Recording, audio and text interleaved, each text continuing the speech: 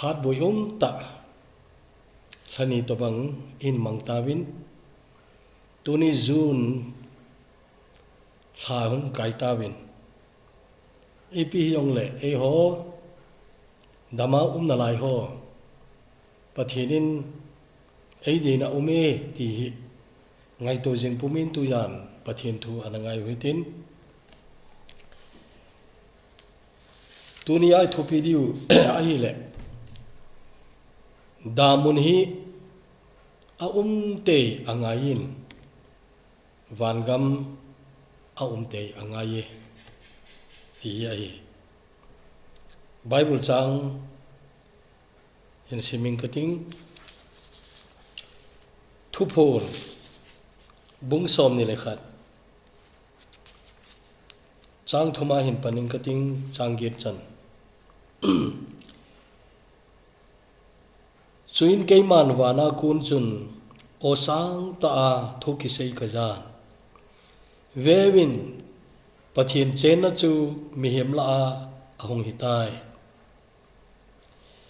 chule ama ho to cheng khom ding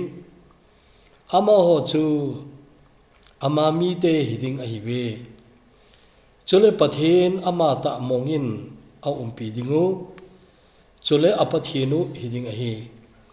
chule pathinin amit chengwa amit li chengseu athi ngimding chule thina talo helding chule haset na le kana chule na thugim talo ahi thil masaho chengse chu kitol mangsu ai tai chuin lalto na to pa chun vewin keiman iya kai katha sem su ke ye ati chule ama chun kahenga sunin aje chu hi cheng hi ta san umle thuta ahi ati chule ama chun kaza hi cheng se chu kichaya hi tai keima alpha le omega akipat na le akichai na kahi adang cha chu hinat tuina tui chu manbein penge koi hile azo chanin hi cheng hi alu ding ahi keima apathin hingting ama ka chapa hi ding ahi ahin mi ki chase ho ta san nei lo ho thet ho tol thatte ho chule zon pan ho chule doi choi ho le milim ho chule mizu ho zo se melekat mei ka aleng lung jing jing mei dila chu achan ding dol chi chang ding a hi we hi chu thi ni na a hi ati pathine thu thing bon chawa ding in phathe hi bu pitawen pathin thu hi chan yung ki hilo hi tan ikam su gospel kum zakhat walta iti jing chu hi ama tunin milim pathin ho hilo ei hola jing ma hin damun ta diga ging chalo loi a umun teng le wan kam jong diga ging chalo loi jong kin na lai teng le wan kam chu nan te damun wang chu pon te ti loi jong kinun aje chu damun ti hi phat danga ka sei sai tan damun ana lo hi maile ti khan sarmon chu na ngai kha di ga king chai he cha kana sei sa chu tu ja nai avela ka sei khot ai po in ain cha chun hoi ta ki hil che nai tan teng le speaker dang in jong che damun thui ana sei jing ai in ain tu ni hin ipija damun ni te ngai ham ti ga veki lehun ti hi he abul panakan mannu mai tuni thupi hui ni ki go mai damun te ngai a hin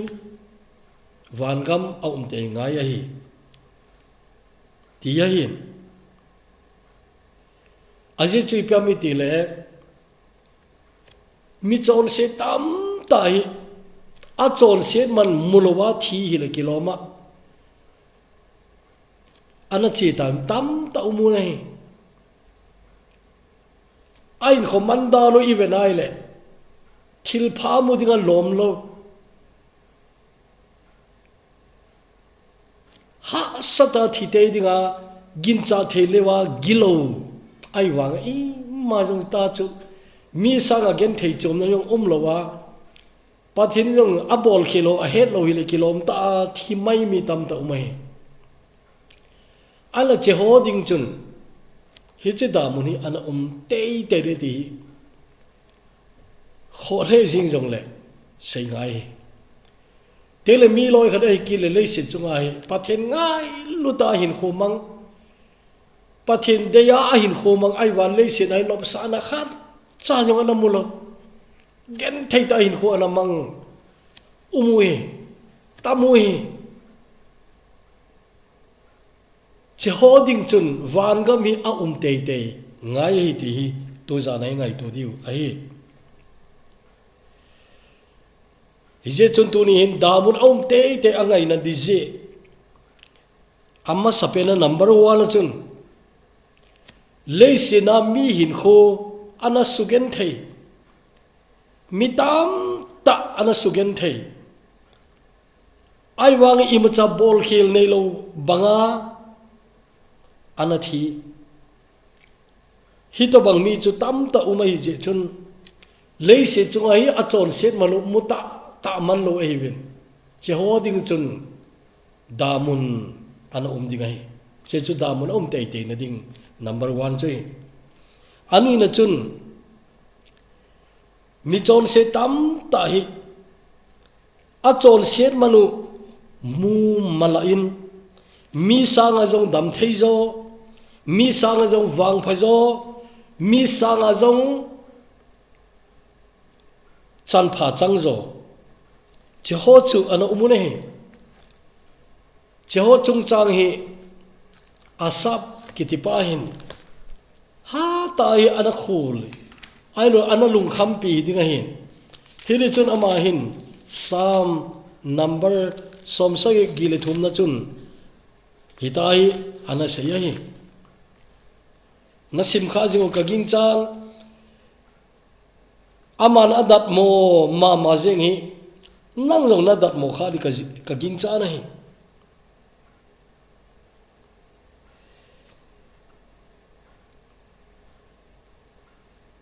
chang thum na chang li na simingi aje chu mi gi lo ho phat thei na kam teng mingol ho ka thang se ji na hi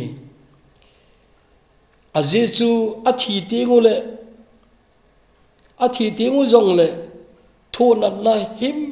him anei povin aina tha naw adet zo na hi mi dang bangin ha sana I macha anei povin midang bangin thogim na jong anei povin a hi anati na hi nangai tu khaziam asap kitipain che anasudhi teng na chang som le ni na lam wang chun hitin an sun kin na hi ve min hi che ho hi pathen ngai sa lo ho a hi ve ama ho wanu ya alo hingun a hau che u nei ati nei ai tu ni he to bang pathinin le se chungai chu ta ya tha thot jeng ti dam na cha tha thot jeng ai hi wi taw hen a bol taw we ta a koi jeng hi wam ti the ai wan che hoi tan ngai to la chin amao adinga aki he khat te dingai ti gin cha lo thei lo ai teng le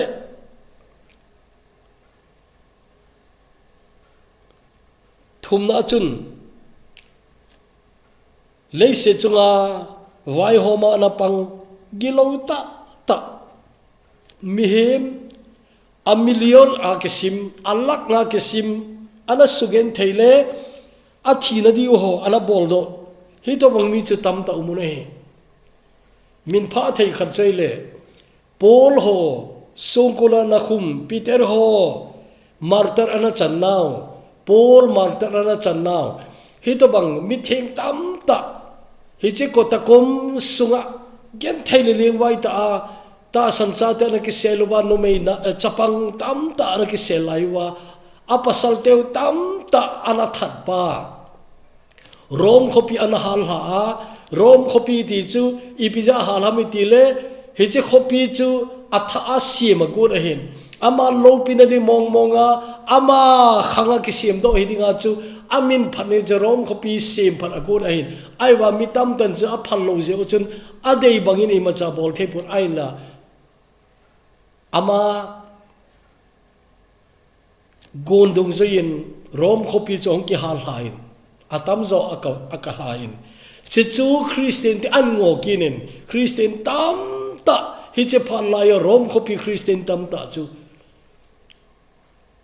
ana thani nahi abang khani asei wai le hi che Christian pasal ha lai ho chu lampi pa ma lamlien pa ma electric post bang hela atin kinai cha atin na electric post ho sang kinai zo atin he cha chu bora dim a khu khum cha chu thau tu ya sun khuma ta chu abara aina hala che hi che awa anu ya chu asakol chu atowin ta chu mi thi na le mi gen thi na chu aman ki pa na le nom sa na anamangi akiti ne he bang ho hi god lowa umdin na ta sane god lowa umlo diu a hi hiya chun damun kiti hi a te nga hi ti tunin hi cha ko na hi ngai to lo thelo khan au bi dai pathin he lowa mi hin kho sugen thea nui pumpuma hi an jong le a chaina nui ding chu ama hi lo ding hi nui pha lo hong lung de ti imu bi nai lina chun hi cha hin memin kho ala sugen thei loi phabe pi min kain ta do in ana ki hol bela chan atama tamai chaho chu ko iwam tile pathin jong ging lo ami hem chan pi ho jong lung selo hi to banga chu lung se na panglo hela mitam ta ana that ho chaho chu abang khali na za jing sa in tin abang khali akisel je lo yong umuntin I het ma jeng chu Osama bin Laden kiti holoi Al Qaeda lam kai pa tengle vai hom gilo ma jeng Saddam Hussein ti ona ai lo le Japan gal la ya zudate ana sugen thei na dinga alung thimana senga mitam ta thina mancha ana Heinrich Himmler kiti holoi ai lo le Adolf Eichmann kiti holoi tengle Japan te leng pa China le Southeast Asia gam chom mi alak ana thatpa China adia China ana thu tampen evin che ho thina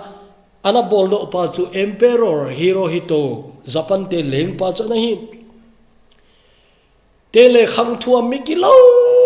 ta wai hom kilo ta ana ki sei Attila dan kiti ho ai lo le Genghis Khan Mongolian te galhat pa ai wanga chepa min than pen chu ami tha tam ai kini nai tengle China te lam kai len Mao Zedong kiti pa mi a million ana that pa tengle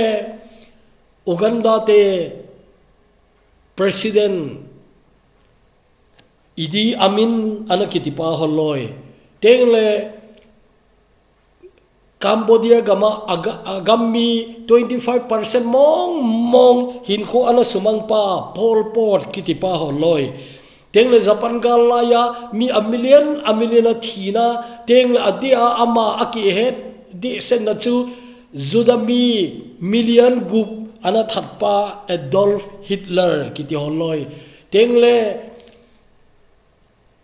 Joseph Stalin kitipa ama wang hini thil nom lo ta khat na sei nahi chechui piam tile mi khat thi kiti daw ta ina ai wanga a million langaw ki sim tiang le statistics bo ai ati chuna number bo ai tai ti chu mi khat thi chu kho ta yong hin te ponat ta yong hin te ai wa million a mi ki ong thi teng le cha chu number boy ta statistics bo ai tai ana ti pana ana che hoi ngai tu che hoi god lo min om di ve na god lo min om di ve god lo wa om lo di ve hi cha chu damon kiti om te te ngai damon kiti om te te ngai anh tu ni a kho ma jing chu hi che mi gi lo la na pang pui ke hi ta bang lom chung ka gi lo pui na ti mai the ai wang a kho ma jing chu hu ing na kisan lo wa chon set ki si lo lung he lo wa pakai jisu sanga chon sina dei zo te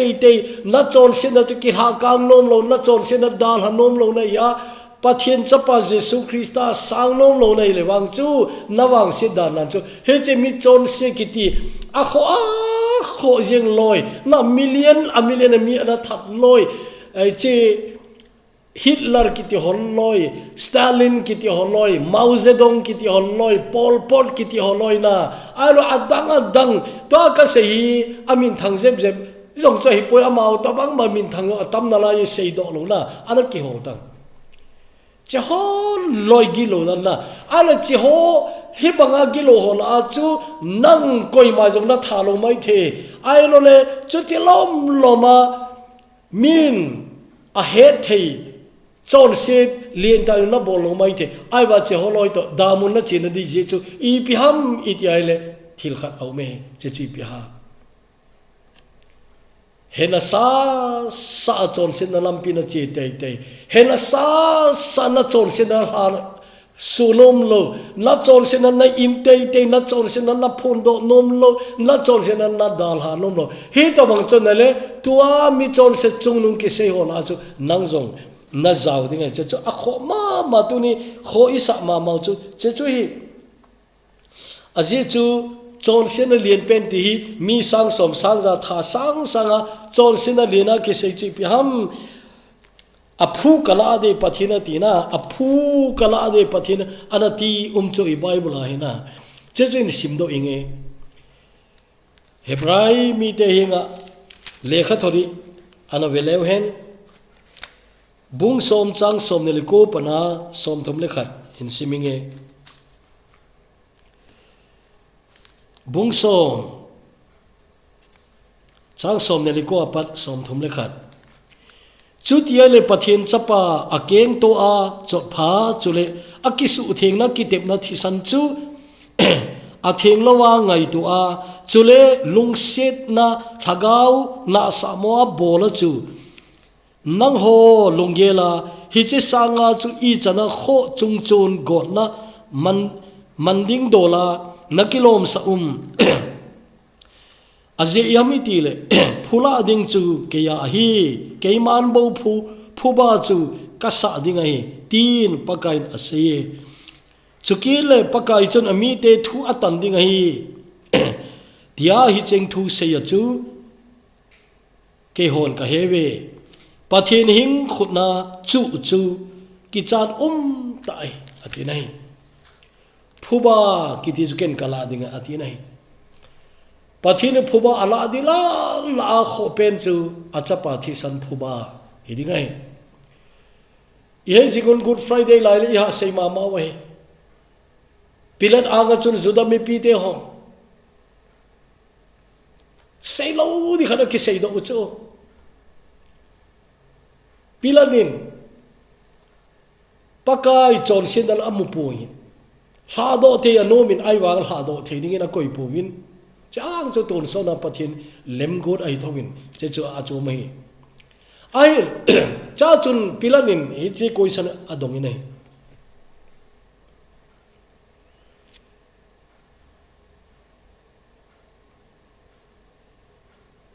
a koi son telen hi ti zo hin pilanin ipe saya hi chi mi chon phapa thi sana hi keima ka thinge tin akhut asomi nei an chelai ta chun juda mi pi den ipe sewam itile achi san phuba chu ke hol ka cha te chu hen anati kha khelu nei hi chi thu ki mo se ai po inna leng pa anga ka ti chu thutan wai hompa Pontius Pilate masanga asewe ama thi san phuba chu ke ho le ka cha te chu hen ati khu edi somnga kuma an thu panun som kuma an thun som sagi a thun zakhale som thum lenga an thun abala bala thun hecha chu Japan gal sunga 6 million zuda teo athina hu athuna a chaina lam angi tar cheki ka chu akhang an thu ai kale khabu khat an sim khan om di ka king chain Israel tel hu na le din do ki na ki ti chu veli ka ta hin ai wa aum tapuin asim khale ana chang khatam tanom di wahin hecha choi da detail ka sut ai tunia seiman pung ka ding ka seinom pen chole pakai jisu thi san phubai kila tei tei ding ai na ama chol sin gai dam ne sanglom ho diga chun chol sin nen pen thina ai na chol sin nen pen thina che chu sarmona available sewe tai na I pakai jisu Christa thi sanai chol sin sop thing zo lo am poi ai wangin a khoma ma jing chu hi che chu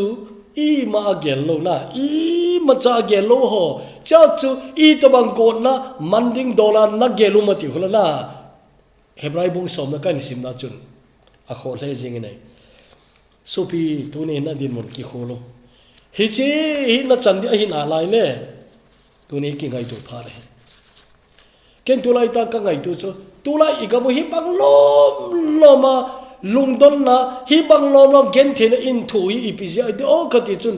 ama hol nom lo ho chance them khat an pi ka ti chuna pa thin in chance khat we che ai pi he che I lockdown ho I containment iti wam I tia jok I za khalo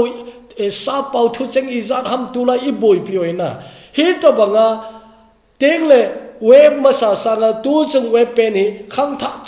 cha jong abana ban ta I thi jeng wi ngay to le chen he chan lung dong dai um nawi pathin in wang chu chan chom khat API ka thi chuna chan chom khat API hi chun tu ni hin he che pakai na sa mo na hu in pu na sa mo na um na lai le tu ni hin pathin in he che chance API na lai he che ngay to itin he che hoi time stup din ki golam ti in sei no mo he agup na chun khanga pathin ana dodal pathin mi te ana sugen the chi ho chun go na apel the lo di ume koi man I ma cha sei ngam lo mana ase na izan jong le ki phung do lo ham aro I ma cha action kila lo tuni gam sunga betango ki sugen the na khota taw min gam sunga hin teng le ki thana tam taw mi nei ai wa koi ma chan I ma asei ngam lo mana mi that ho jong ong do thei le kilom mi hin kho sugen thei tam ta ta ong do thei le kilom na hi to banga chun gam sung hi justice umlo aba na tam taw mi nei nang ngong na ga wet le na he jing thi o justice umlo na ti ding na koi ma chan I ma asei ngam lo man thune na achoi jeu mei than achoi jeu galwan ti jan ta achoi jewa koi ma chan I ma asei ngam lo alo sumle pai a hau jewa chu thutan wai homo anga jong chu a thim mo zo hi jong le thim te yen ong do te yen hi to bang jong chi gama izar uma adi lo la hingal adi bang hi ta chu chi to tin thiding hi to bang chu igama izar umam na helwe mitam ta mi hlilon na mitam ta kichata ana koi tengle chapang tam ta panei lowa koi tengle minu kumhlom cha mei thaya koi izan igama uma aiwa koi ma ima sei ngam lo koi mani ma sei ngam lo aiwa tunin jengai ton choi golwa che pairina saam damunin ngai na damule anang ading ne ti tunin ingai to di degu ne hiya chun thupon bung som ni chang som le khat pat som le nga ana sim leu chin hi cha chu a cham lo wa hung ki ko do di ngai binai lang to na bang lo pi anga hung ki ko do di ama chon se na dung zia chu hoi ta record ki bol di ngai hin na le khabu chu le min chong lo ding a hi win hi cha chun ama ho chu a chan diu mei di la chun ama ho chu hong ki pai lu ding ai ta ni hi je chun mi ki lo khat athia agi lo man mulo nasa umai the na a ong do hita na a ong do hita umai the ai wa cheni le hong ki ko do di hong ki ko do te te na che bible sai che ja chu damun iti a lo the lo e ti tunin ngai tu tin asagi na chun damun kiti hi tuni abol thei pen panung a apel di lo de che pi ham mi ti le thupon do bung som ni chang som chun veleu chun hi cha chu ipi muwam itiai le hi cha hin chule ama hol hem ha diabol chu mele kan mei ka dil sunga chun asep lu tawe atine hi che ko ma chun sahim chule them gau hem jong chu a umui chule ama ho cheng chun ton so ge ya asun azana thugim nasata athu diu ai ta ti nei ngai to tunin cheng ngai to tunia pathin de lo ho zo sin azu diabol long chu tunia bol theita abange wa noi le set hi banga asu boy he na tuni sen na zo se ki pat na pa mi chon se zo sin tuni chan azui pau ama zong chu a future to isim do now to future in a line tuni satan ti chu pathin in phana pen la ye ai wangin hi che satan long hi chon se zo sin azui pau satan chon se zo sin tu lai wa ma a ho ki na lai we satanic it on tu lai satan a hon ho ki noi hi che a ho pau zong hi alam kai pen pa zong hi che thu phon bung som ni chang som isim na hon ama zong chu phar khat le hi che mei di la chun hi che damon zong ki pai lu de ti he na che ya chun ama adi zong che damon chu reserve ai ya chun damon ki ti a loading ging chahi be in pol te ti hi ben se chu a setan mama in an lep zo we setanin a lep zo tam ta in damun load aging chat ai wa setanin cha he chin ni nai aje chu phar khan ama zo dei ti nai na setanin ama zo phar khan te te lo ki he ni nai chan chu sei tau tin damun te te ri ton wan te te ri thu kan sei ri tai van ga mi a lo thelo we te te ri ngai aje chu number 1 a pathin mi te in le se chunga hi amu diwa lom anamu lo tam ta umuna hi pathin ngai lu pathin ari hin khoi ta anamang ai wang le se chunga hi chuti lom loman nop sa na jong mulo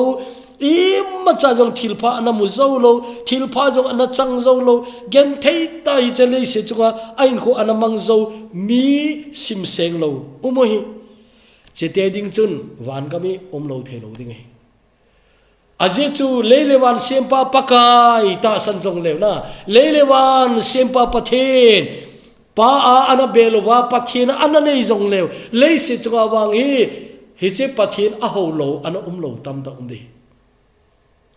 to le ho gama wa chi lau tam ta hi pakai jana ithil chanu pakai jan ineyu ikipa naw seidi tam ta nei wei ai lấy ta bằng din muốn chỉ hít thấy lâu mong mi gam tam ta umi này Christian hata kisu gen thấy na pathin cha te de thil zau se ha sangena hi na hi ta bằng mun tam ta umai chi ya chun pathin mina ta san nu jong le hi chele sin awang hi i ma cha chan anei chom lo hi ta bằng mi chu tam ta umai pakai azui gen thei pi mi ta ma ta mai hito bang ding ho chun wan ga mi a lo thei lo ding ai chabana che chu ki jom chu tu ni hin pakai mina su gen thena thu persecution itina pathin lung sena iti diom ai lo le ai ho iwang se no hi jom ka he pui ai om manipur gam non is in the Christians tam na gami ai lewang chu jisu ita sanjia thu ni ma chai nei lo wi kati chu persecution government jo ai sugen thei poi ho dang no ai sugen thei poi na ai om manipur jeng jong hi hầu đăng hầu hoi eo sang tâm rồi về ai vang Christian hi na je uchun su gen thei ti loi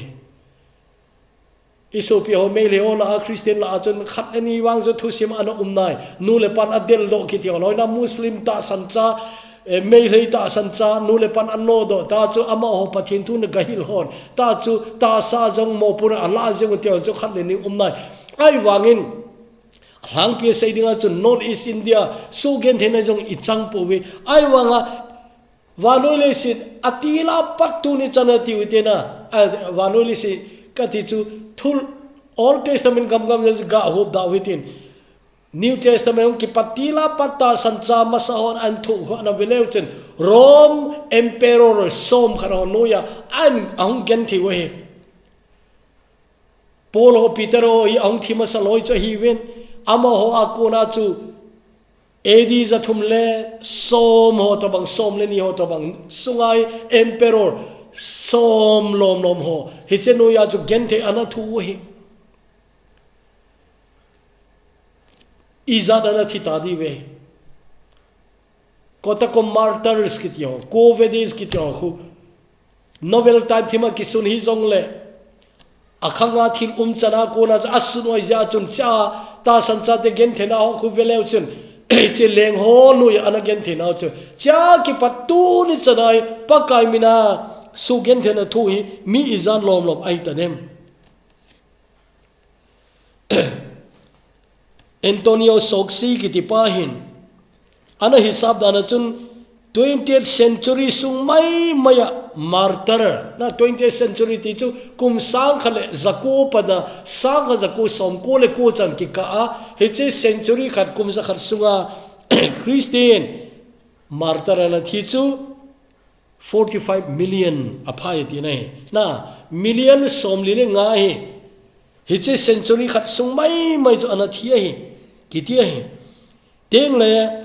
sang ni le som che chale kum som sung bo hi he che sung mai maya thi choi le mi million khat ang phakini nai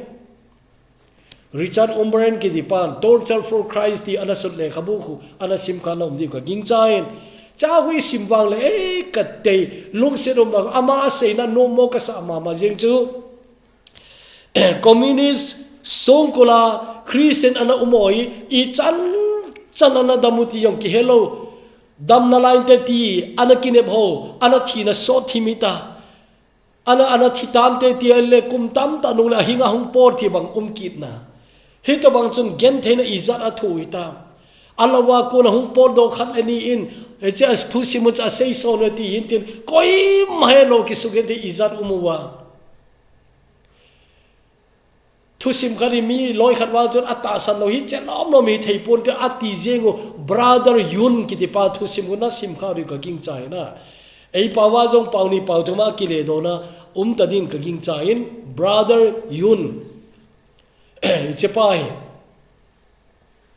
aman tam ta na sei nei Christian te su gen te na ana thu ya hoi sema ma jingin ana sugen the atam zo chele community so ibin che yo chun tu lai ta ha sugen the chu community so kewi ta pun muslim on ha sugen the un tele India gama zong ki sugen the na a hoi se thuine adia kol Christian te mai te na kol hol a Christian ung hio agam mi a chipia nampi no asugen the no veleu chen aro nam India gama hi nam nemin pathin an howaile nam sangon asugen theno aveng kho sugen thena namu e ala tunin hibang loma Jesus Christ azuina jewa leise to nom sana khatwe chamulo cheba chegu chehilowin pakai azui jewa gen thena hi zar lom ara thu che hoi ngai to le chenna che ho leise chunga he pakai azui lo umlowe Jehoding chun van kami te ngai o van kami te ngai aje chun le si chunga hi Jeho chu adin muno hi mai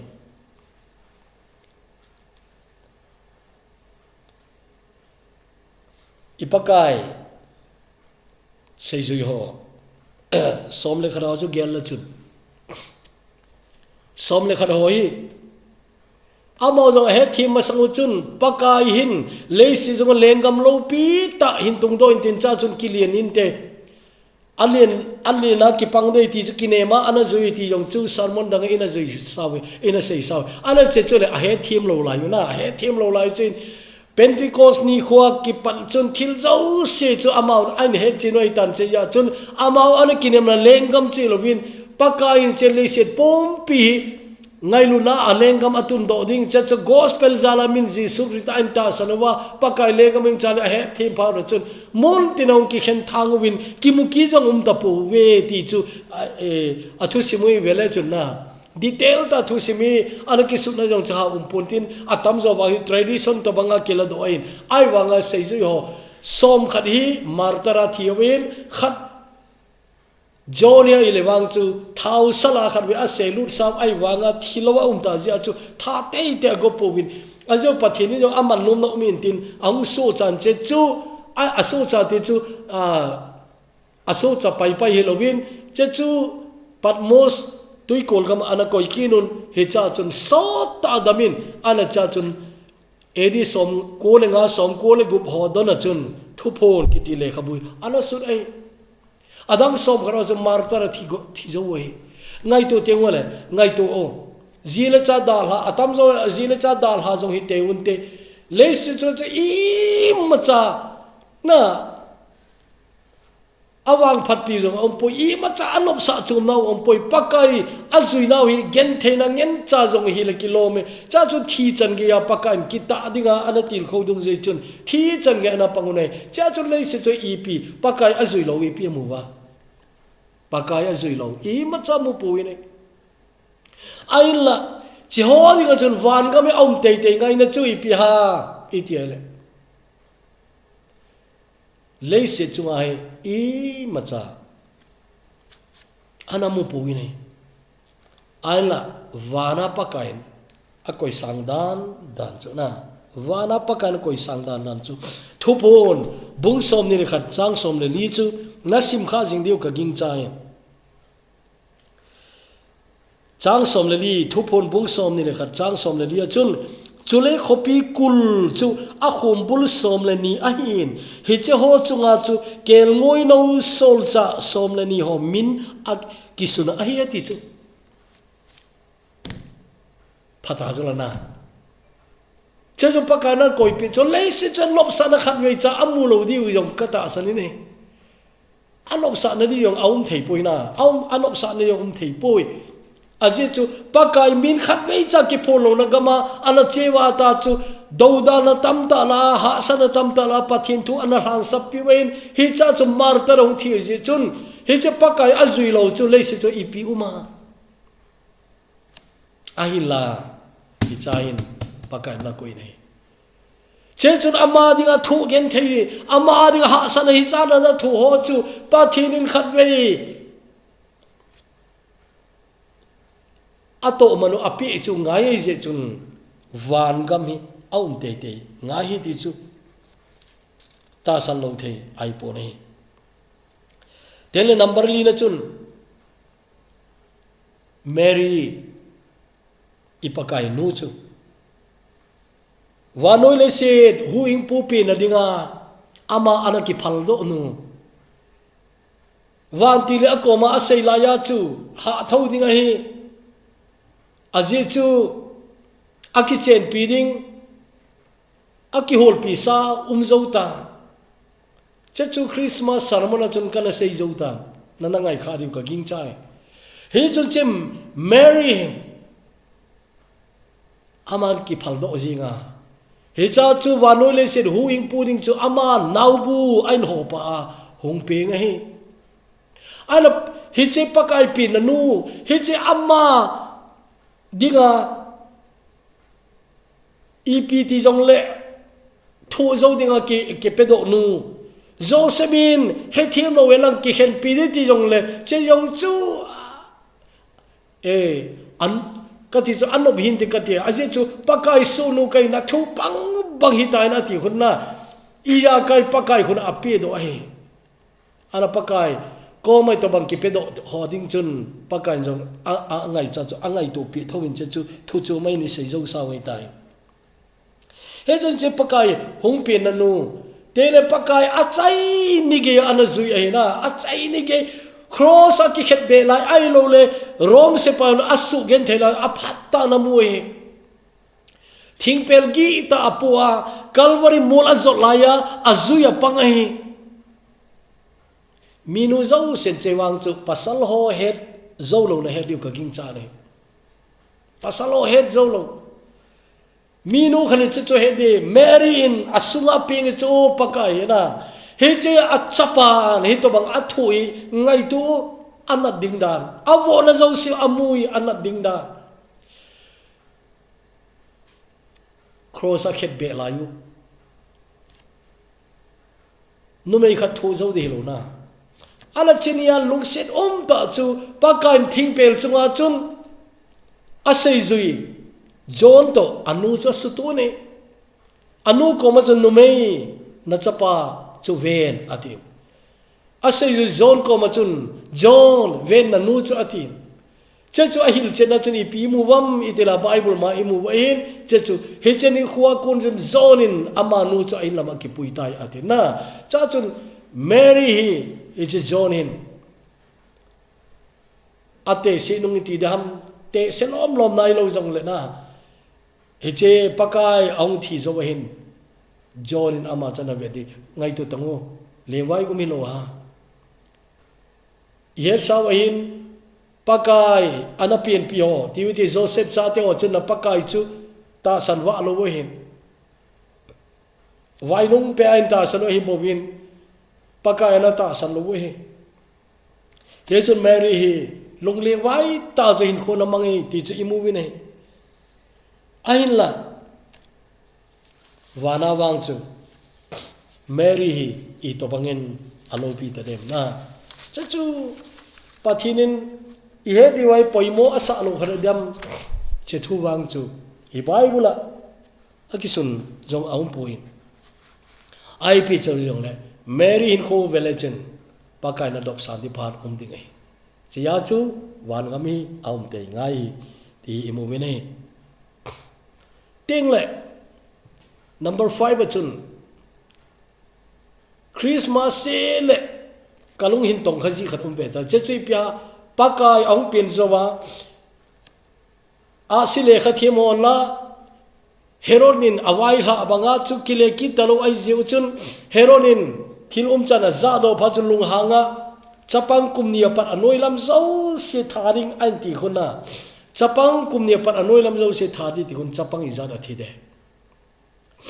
chapang izat athi dem minumi pa izat akap dem gamsung hi kana dim di na gamsung hi kana dim di pasal chapang kumni noi lang zo se ki thana ki ti che chapang oi kalung tong kha chu New Testament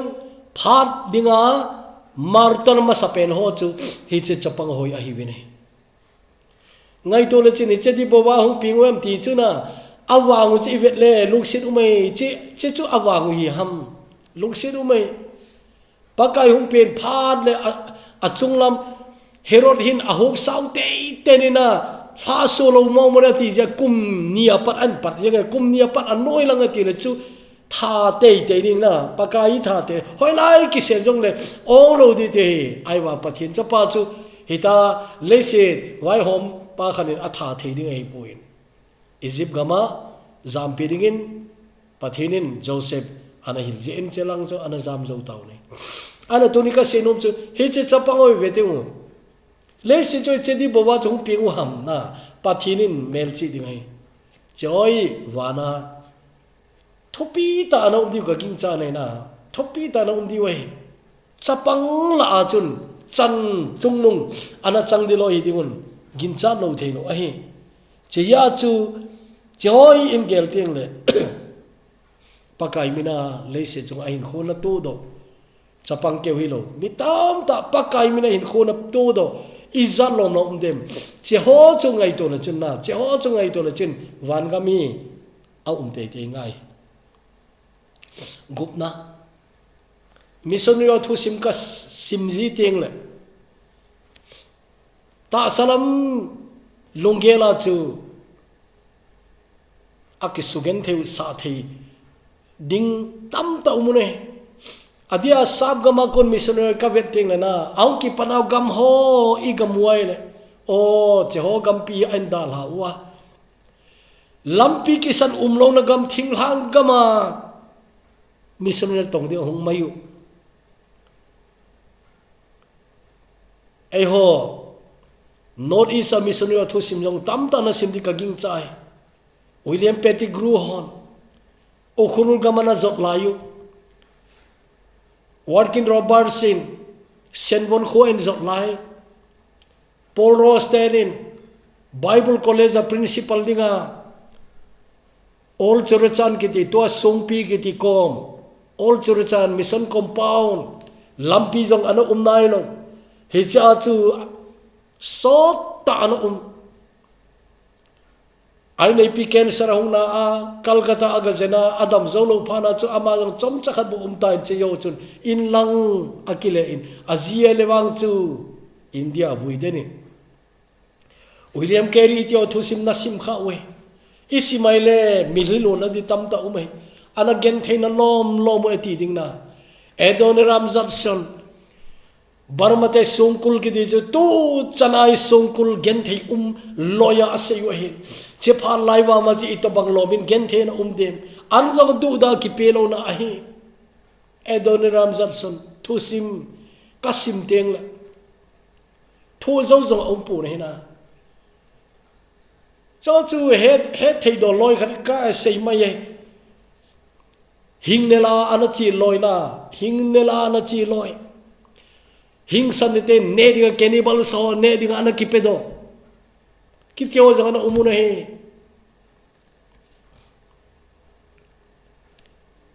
tuni ngai to heche missionary ta thupi ta to ke hilo tu re chana missionary pakain igam sungo jiang jong icha itu te jong izara ma ang ko do tai tam ta jugen thita mi gama ga umai be he chun ngai to le chenna leise to I macha pakai na ato lo jong umbe se lo ba ken theita pakai na na tong we kharweni ma chun thusim ti ju sem thui lo thusim ta chechu ana kisim do in tam ta na mudi we Father Adolf Omogaka Paul kitipa Italian mi ain ama hin Kenya gama kum som ngale kum thum sung wen missionary na an to a May tarik som ni le thum ni chun aho bunga aphan man achaina ain mana ama ta sa kum som ge le khan ai ta je chun I ma cha tong zo de ai ta lo je chun in lang hong ki le ki de hong in athil ne o chi vet le lung siat dan bek ne cha ahin athil ne ho cho an ki po in Italy gam ain zo ne pakai ding ana ki pe do na kum som nga le kum thum sunga ma cha ga nei chom lo hin gen thei leng wai na tam ta in thu ahin kum som ge le kum khat a hin chun Italy gam ain zo ne he to banga pakai dinga in khona pedo ho ma cha le se chungai pakai azui lo ti di lo he che ho ding chun wan gam hi aum te ngai wan gam aum te ngai hi America the president Roosevelt kitipa pa ana hi lai chu hi thu sim khat omin che hi phata na kiri ko lo ham khane a seile chum je min khane a seile a chum je ai wang a thu choile a poimo pen cho ki bang thowin che chi piami ti le missionary nu pakhat hi Africa gama missionary ga umoi bin a hat lai ni zo siu ein mang zo ta bin hele chun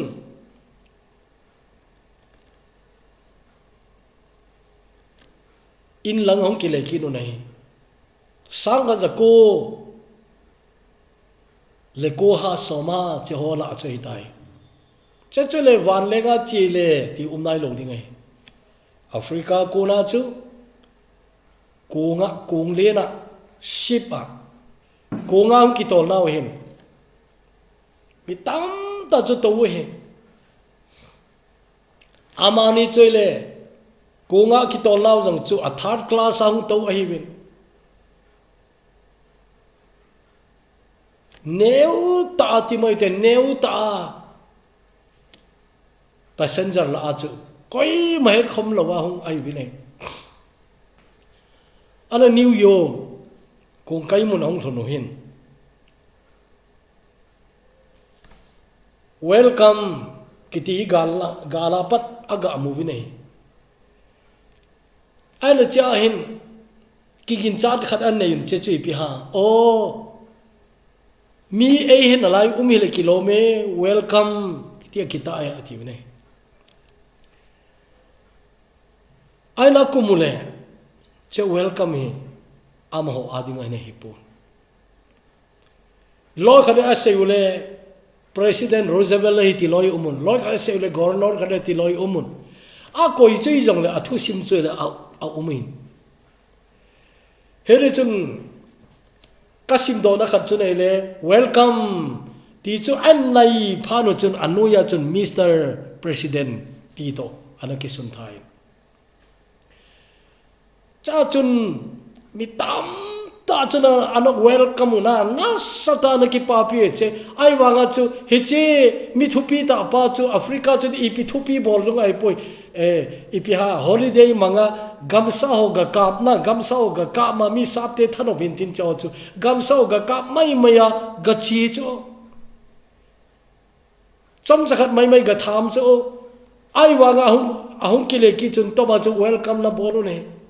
nu patel Africa gam ahalai ni zo siu gamang zawa te si ta za hong ki le ki re ai New York airport sorry kong kai mun chun koi ma cha ma ni welcome ni anum ta pu ni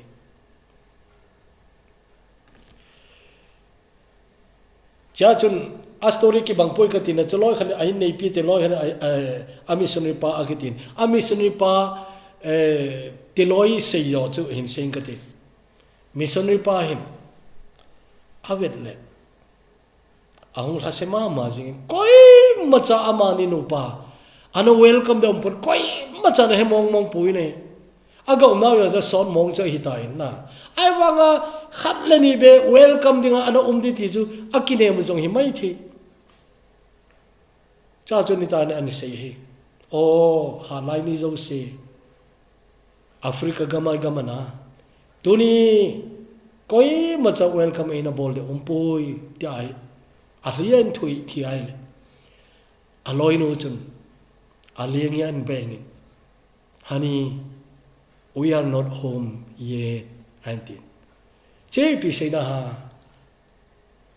ei ni in long nai lo hi azina sei jong le na azi pa na sei jong azinu na sei jong a story chu ki a umai na ai pi chu jong le chen long set teng le ki pa pi si pia honey we are not home yet ei ni in ilhun nai lo hila honey ti chu kalung se ngai no ti nai mai te na ngai no ei ni in hung nai lo hila ati chu che chu cho tu ni van te ngai na chu na he che mi sori te nu pa jong chu le si chunga gen the na zo si ga thu wa illam ong ki le ki na chun koi ma chan welcome na bol di lo ai wa nga khat zo in ai ni he chen aji ai lungmon na chu I pi ham itiale ei ni in lung nai lo hi ya chun in lung nai lo zo si ka ti chu he che le si chunga choi sang na chang lo he che le si chunga pa cha na chang lo he che le si chunga nop na I ma cha mu zo lo che ho dinga chun pa thinin wana hoi ta na koi pe che chu dinga je chun van a te ngai ti tu ni sei no mai point China sei tang ka ting lei se chunga hi last point lei se chunga hi fair isalo atama tamai adi mon a fair mon sabten it isn't fair, it is not fair atiguna a fair mon ei pawajong imanu talo fair itina thil kilom isalo di thei isalo ikibol na oi fair lo atama tam chu a fair lo tama tamai di lo ta kibol gen theina musit ta kibol na ahar zon ahalo alo den na adi lo zo hingala adi banga phun do namun adi zo hingala adi lo banga ki koina gam ahar zon ahar mozo kisu gen theina gam haseta ki koina gam thuneina choi hon adei dan dana vai ahom na gam chehopi fair na sam fair lo ta ki bol na gam hi chai in khoi ki chai jing le adi mong mong de chung lama anamu jing pathinin a fair zong a hen a fair lo zong a hen tuni na chan se na sa jong umai thi min na su gen the na umai thi ai lo na chan dinga lom jong na chan lo umai thi man nam mu dinga lom na mu lo nang hin pan pi di mi na nei lo zia na nei di lai jong ne lo hi to bang jong su di tuni ngai to fair lo tamina igamuhi a fair lo dan dan chu it tabanga gol hang ta sa hoi ta jong chu apan pi de lo le se pai jing lu lo ila to bangam chu police jing jong IRB jing jong lu thai lo biti chu fair lo tam ta me vai hom te sei se nai pui lei si chunga thil ka se mi vai hom ga sei si jong ngai pui pathin di asa cho na di indi di lo sa chu a na di lo mai in tin ai wang nang a kan se di na sa lo na di lo ta na ki bol na izaruma ai wa pathin mina na thu tun tu na ho chu fair ta ki wai hom phar dingai che chu ya chun lei se chunga namu lo tam ta pa ko ma namu ding hita che phar chu a te te ngai che ye wan ga mi ngai na adi lo zo se su di na ding phar chu ai di bang banga damuna cheding loi aum te te nga in tin ai di bang banga pa ang sunga wan khopian nom ta ta diga pakain ama in pi sunga anaki chat lut pha ding chu a te ngai ejon tuni hin chai ta witi tuni hu hing pu to kalsong khoma leisian in khoi pha ta na mana phar khale akoma na chi de ham ai lo le setan lebzowa hin khona mana ama na zuya ton so thi na muna chu na chi de toni hiche vai ki homna di abesi su aking up na di su ipiha hiche huing puji su ipi na lo nang chon sir sop thing la diga hung long do thi san he ipi na lo wan khopi na lu na diga namanam che thi san hung long he ai lo le damun ni kitia chu thi san phuba kila na ding hiche dinga chon na ki koyam toni ngai tu ngai he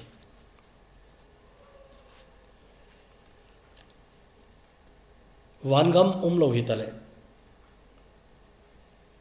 pathin ga thu gen thei zo se ki pina athon hi ding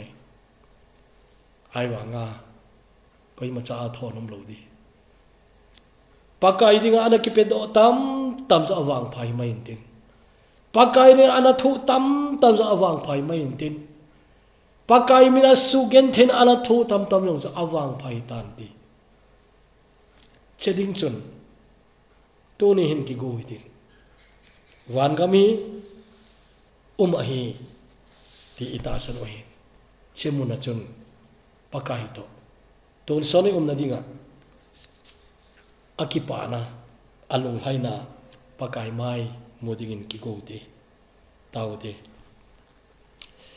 long se them pathin pakai tu ni hin na le bu thinga kunin sei thanom lo jong le damun au te te ngai hi ti kan sein teng le sei thalo ta ai na bang ta yung ka sei do zo zi lo